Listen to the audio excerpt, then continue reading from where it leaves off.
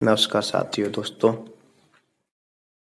आज मैं आपको एक कहानी के माध्यम से बताऊंगा कि ज्ञान से अज्ञान की ओर हम किस प्रकार जाते हैं या किस प्रकार हम लोग सीखते हैं।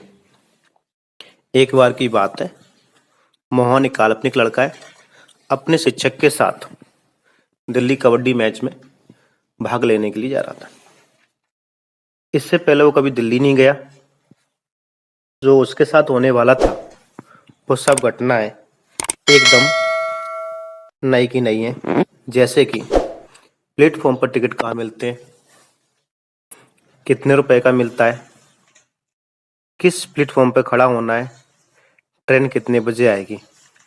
ऐसा ही कुछ हमारे साथ होता है जब हम कहीं अनजान शहर में अनजान स्टेशन पर होते हैं। तो हम लोगों के साथ भी कुछ ऐसा ही होता है जो मोहन के साथ हो रहा था। ट्रेन आई, शिक्षक के साथ ट्रेन में मोहन बैठ गया। अब टीचर जो पहले कई बार दिल्ली गए तो उन्हें तो कोई चिंता ही नहीं कि ट्रेन कब रुकेगी और कहाँ रुकेगी, जबकि मोहन के दिमाग में सारी रात या पूरे दिन ये रहा कि ट्रेन किस स्टेशन पर रुक रही है, कौन व्यक्ति इसमें बैठ रहे हैं और ये ट्रेन कितने बजे जाके वहां पर पहुंचेगी। तो पूरी रात उसको चिंता इस बात की रही। जैसे ही ट्रेन पहुंची तो मोहन को अभी ये भी नहीं पता कि मैं किस और स्टेशन से बाहर निकलना है, यहाँ से टैक्सी कितने रुपए लेती है और हमें कहाँ अपने मैच के लिए भाग लेने के लिए जाना है। ये घटना उस समय हुई जब मोहन पहली बार दिल्ली अपने मैच के लिए गया। मान लीजिए कि मोहन एक बार अपने चाचा के साथ इस प्रकार गया, जो उसकी पहली ट्रिप थी। यदि वो है दूसरी बार चाचा जी के साथ जाए तो क्या सीख लेगा?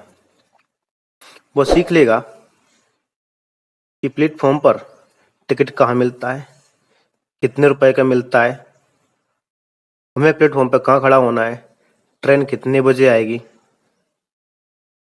कुछ बातें वो जरूर सीख लेगा क्योंकि ये कार्य उसे निरंतर करना है।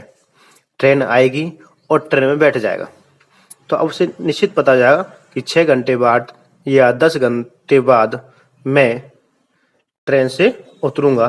तब तक मैं अपना कोई भी काम निश्चित करके निश्चित समय में आसानी से कर सकता हूं। अब मोहन स्टेशन पर लगे स्टोगनों को पढ़ सकता है, साथ बैठे यात्रियों से अपनी बातचीत कर सकता है और अपनी कुछ किताबी या कुछ मनोरंजक कार्य भी कर सकता है, क्योंकि ये उसकी दूसरी ट्रिप है। उसकी कुछ चिंताएं दूर हो गई जो उसने पहले ट्रिप में सीखी थी। इसी प्रकार यदि उसकी तीसरी ट्रिप होगी तो वह शिक्षक से कह देगा कि अब रहने दीजिए, अब तो मैं अकेला ही चला जाऊंगा क्योंकि मैंने अब बहुत सारी बातें सीख ली हैं। तो कहानी के सारांश में बात नहीं है कि जो किसी कार्य को पहली बार करते हैं तो हमें कुछ कार्य सिखा के जाता है।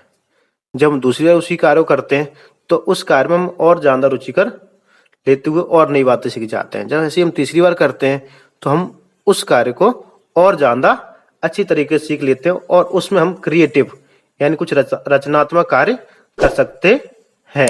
तो सीखने का प्रक्रिया यही है कि हमें लगातार कार्य को करते रहना है और गलतियों से सीखते हुए आगे बढ़ना है।